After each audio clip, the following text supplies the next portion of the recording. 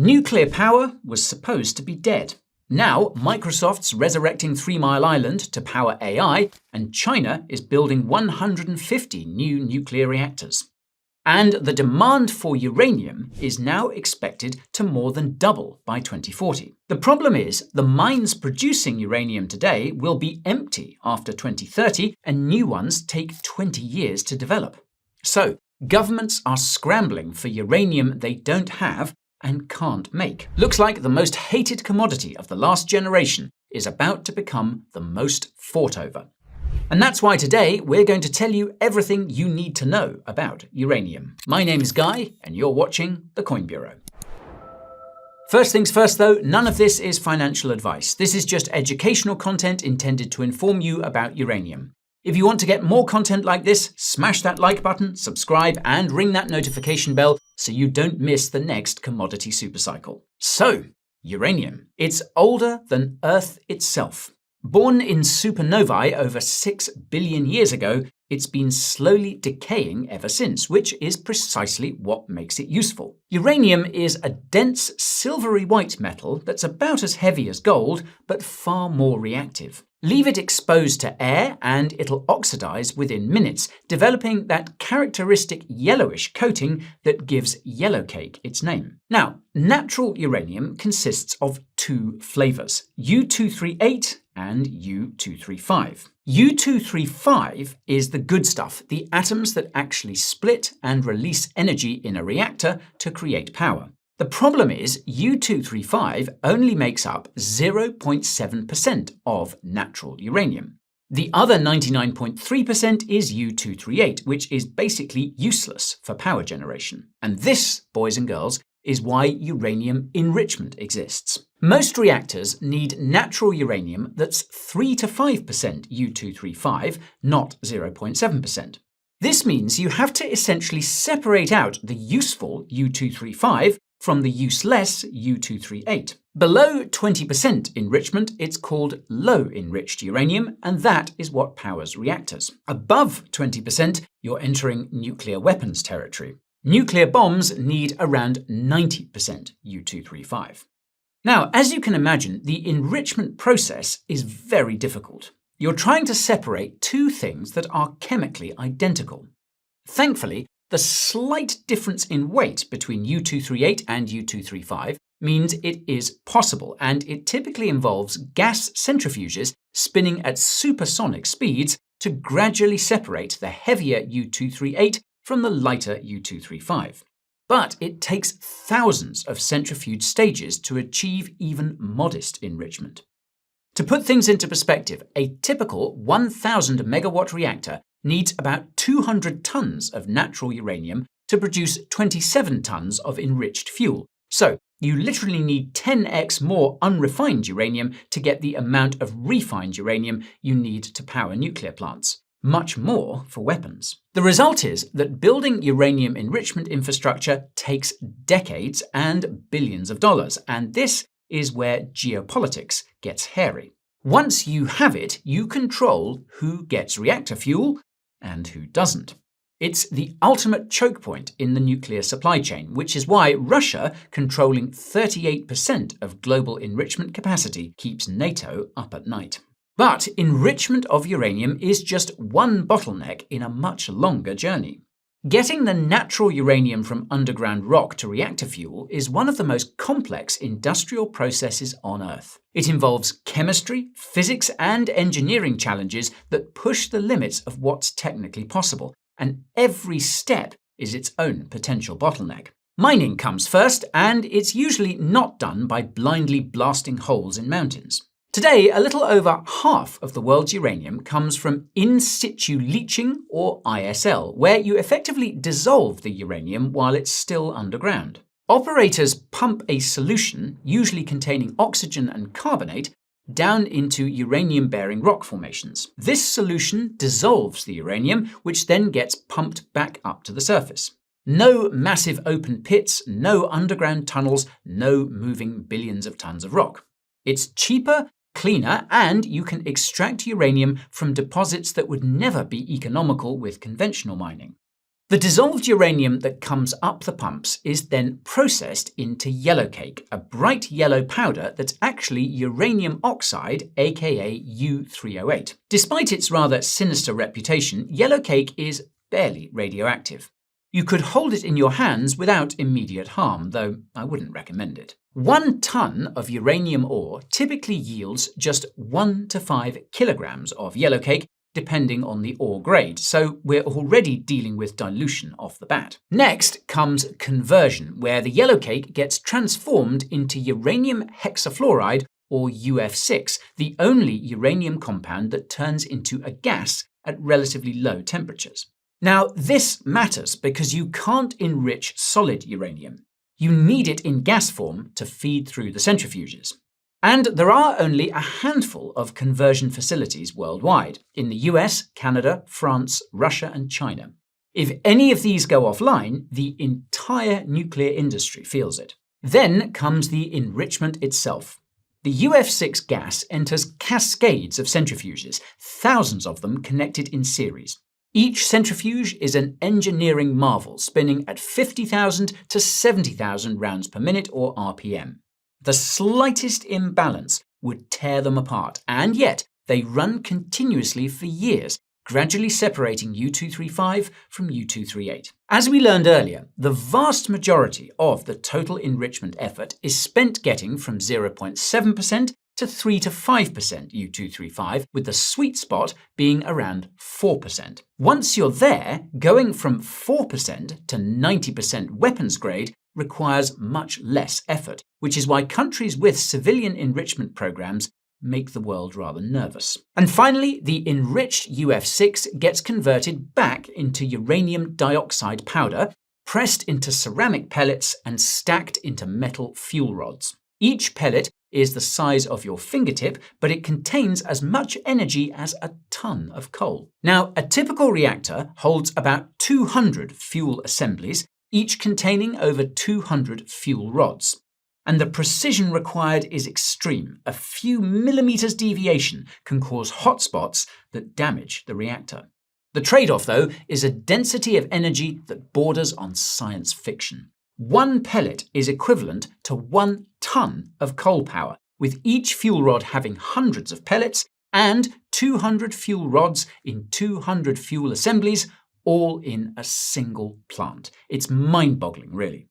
Now, for context, the entire uranium cycle takes 12 to 18 months from mine to reactor. Any disruption cascades through the system. And with most conversion and enrichment capacity concentrated in just a few countries, many of which are in the global south, the West's nuclear ambitions depend on one of the most vulnerable supply chains in existence. This ties into a critically important topic, and that's the supply of and demand for uranium. On the supply side, Kazakhstan alone produces 43% of the world's uranium, more than the next 3 countries combined. Canada comes second with 15%, mostly in extremely high-grade deposits in the Athabasca Basin. Namibia contributes 11%, all from massive open-pit operations in the Namib Desert. These 3 countries control nearly 70% of global production. But the production rankings tell only half the story. Australia sits on 28% of all global uranium reserves, the world's largest, yet it produces just 9% of uranium. They've even got Olympic Dam, one of the planet's biggest uranium deposits, but political opposition and indigenous land rights keep most Australian uranium in the ground. Niger has massive reserves too, but political instability and the 2023 coup have thrown its production into chaos. The uranium might be there, but getting it out is another matter. On the demand side, meanwhile, the disconnect is even starker. The United States operates 93 reactors, the world's largest fleet, requiring 18,000 tons of uranium annually. Yet American mines produce barely 100 tons per year. The US imports 95% of its uranium, mainly from Kazakhstan, Canada, and Russia. Meanwhile, China is building reactors faster than anyone, with 28 under construction and 150 more planned by 2035. Their uranium demand is forecasted to quadruple to 40,000 tonnes annually. But China produces just 1,700 tonnes domestically. So they've responded by securing supply through equity stakes in mines across Namibia, Niger, and Kazakhstan, plus long-term import agreements with Russia and Uzbekistan. It's a systematic approach to resource security, buying the mines, not just the uranium. France, getting 70% of its electricity from nuclear, needs 8,000 tonnes yearly, but produces exactly 0 uranium. They've historically relied on their former colonies in Niger and Gabon, but with French influence in Africa collapsing and Russian influence moving in, that arrangement looks increasingly fragile. Japan, restarting reactors post-Fukushima, is also entirely import-dependent. South Korea, same story. This geographic lottery creates bizarre dependencies. The United States and European nations rely on Russia for uranium imports and around a quarter of their enrichment services. Japan sources uranium from countries it has no political leverage over. Meanwhile, China has systematically secured supply from friendly nations across Africa and Central Asia, about the only major consumer that's actually solved its dependency problem. The result is a market where political risk trumps economics. Nobody wants to depend on potentially hostile suppliers for the fuel that keeps their lights on, but the geology doesn't care about your geopolitical preferences. The uranium is where it is, and increasingly, that's not where the reactors are. The mismatch between supply and demand has therefore handed enormous power not just to the countries that uranium is coming from, but to the few companies sitting on those deposits. When the uranium won't come to you, you're hostage to whoever controls it. And this relates to the uranium market, which is dominated by a handful of companies that control everything from extraction to enrichment. At the top sits Kazatomprom, Kazakhstan's publicly owned giant that produces 23% of global uranium. They're the Saudi Aramco of uranium, controlling the world's second largest reserves and lowest cost operations. When they announce production cuts or boosts, the entire market moves.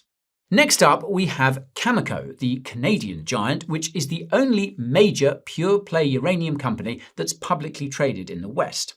They control the Athabasca Basin's richest deposits with its extraordinary uranium ore grades of 15 to 20% compared to the global average of 0.1%.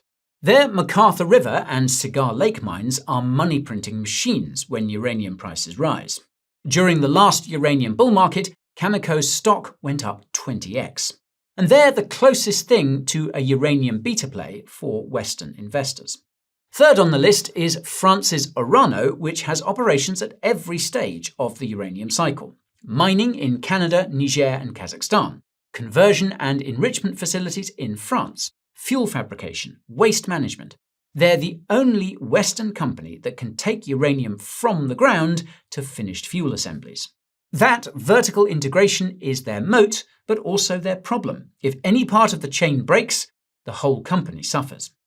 And finally, there's China National Nuclear Corporation, CNNC, publicly owned and running the entire Chinese nuclear ecosystem. Reactors, enrichment, fuel fabrication, the works. Their international arm, CGN, is the entity systematically buying up uranium assets in Africa and Central Asia. But beyond these four giants, the uranium market is much more fragmented.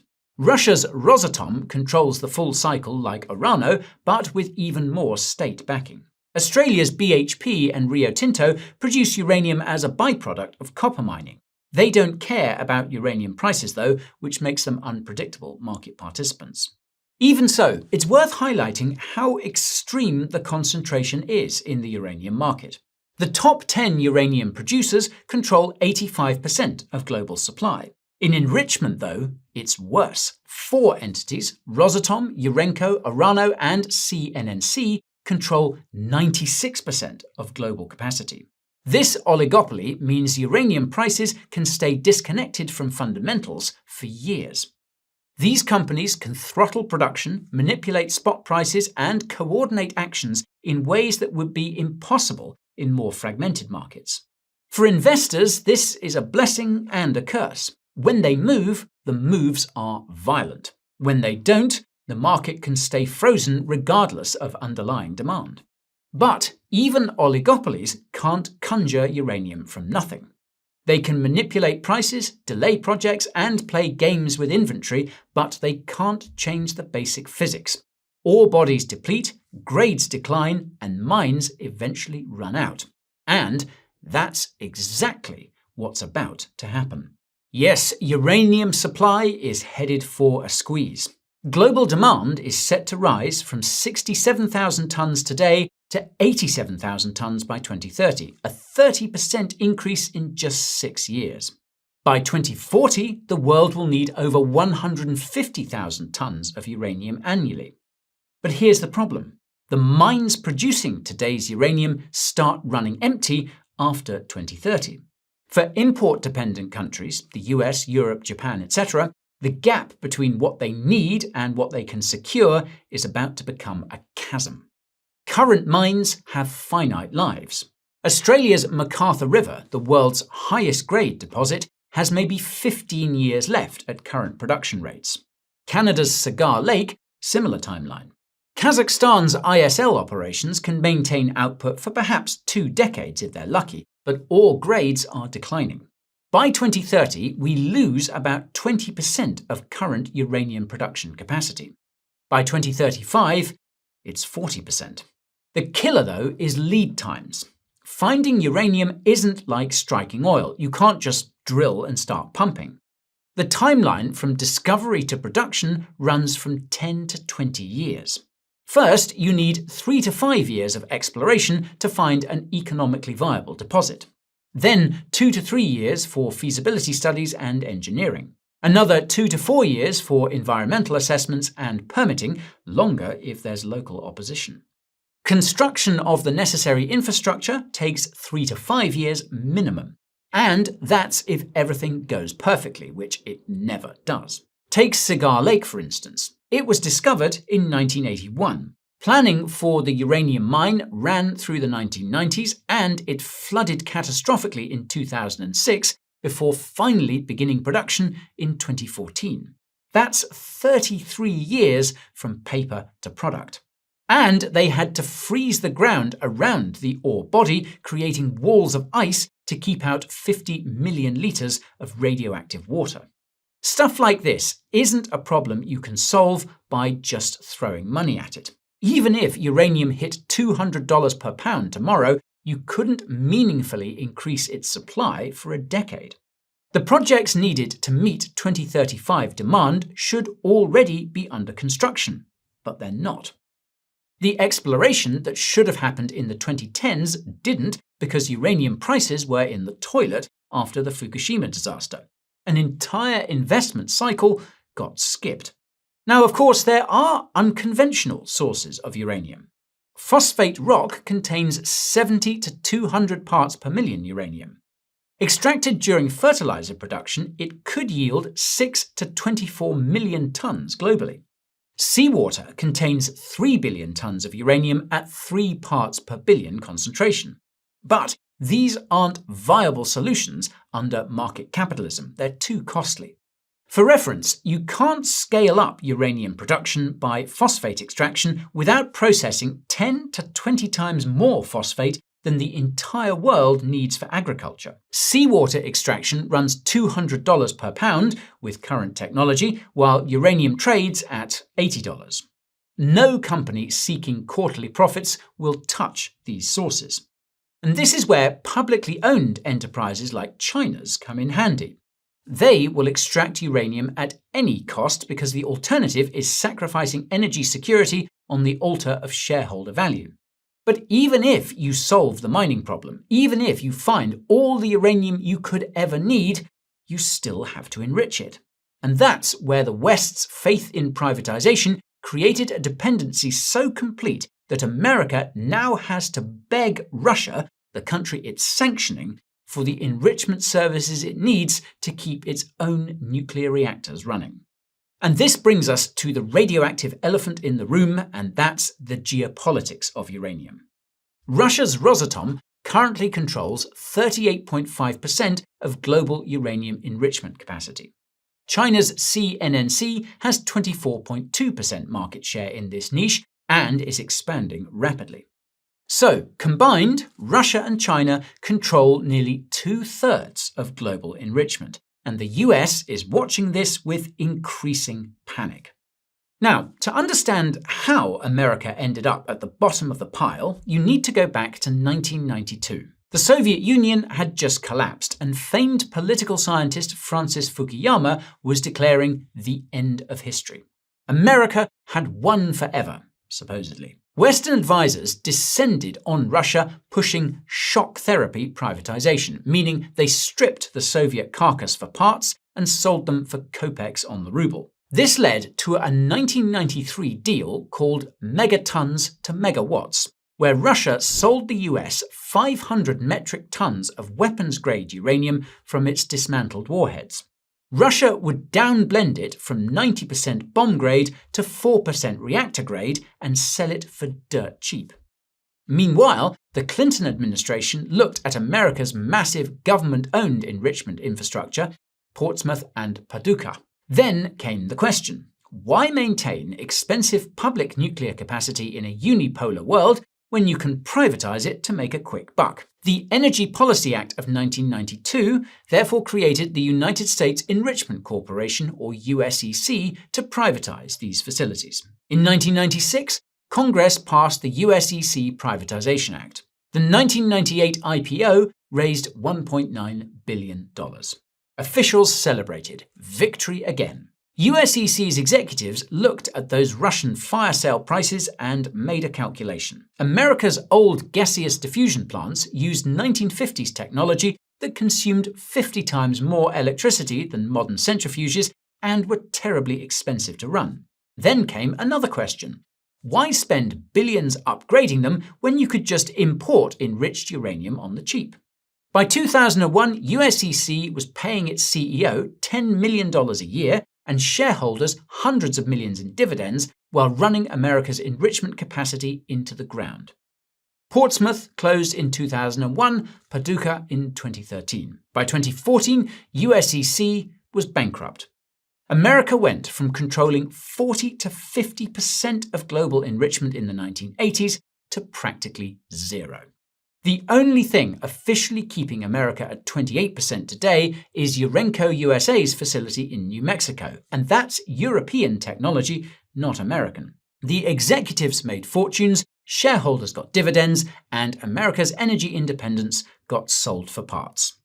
Now, the irony is that the same hawks who celebrated pushing the Soviet Union over the cliff and feasting on its uranium are now panicking about energy security. They were so preoccupied with running victory laps at the end of history in the 90s that they handed Putin control over their nuclear fuel supply. Meanwhile, China took the opposite approach. They built enrichment capacity from 0 to 24% market share in 2 decades through state-owned enterprises. No quarterly earnings to worry about, no shareholders demanding dividends. Just steady investment in energy sovereignty. The result is that China will likely control 1/3 of uranium enrichment by 2035. Uncle Sam can see this, and now America is spending billions desperately trying to rebuild what they privatized. The US banned Russian uranium imports in May 2024, but with carve-outs until 2028 because there's nowhere else to get enrichment services. Building new capacity takes 10 to 15 years and tens of billions of dollars. And not only that, but the centrifuge technology is so sensitive that even allies won't share it. At the same time, Europe is stuck between a rock and a hard place. They sanctioned Russian gas and suffered massive price spikes as a result, but can't forego Russian nuclear fuel. Several Eastern European countries with Soviet-designed reactors can only use Russian fuel assemblies. They're physically incompatible with Western alternatives. Unlike gas, which Europe can replace with expensive liquid natural gas or LNG, there is no substitute for these specific fuel assemblies. The old nuclear order assumed that a few countries kept under control of US hegemony would supply everyone else. Instead, we've got a world where nobody trusts anyone's supply chains. The belief that American dominance was permanent, that markets were always right, and that strategic planning was obsolete created the very dependency they're now scrambling to escape. It turns out history didn't end. It just took a cigarette break. For what it's worth, there will be massive opportunities for investors in the coming years as countries around the world turn their focus to securing energy supply chains, particularly in the West. And in case it wasn't clear enough, uranium is just one of the weak links in these energy chains. And if you thought the uranium situation was dire, well, wait until you find out about rare earths, aka the oil of the 21st century. Folks, you will never believe who has all the demand and none of the supply because they sold off all of their public infrastructure. Well, you can learn about all of that over here. That's all from me for now, though. As always, thank you for watching, and I'll see you next time. This is Guy, over and out.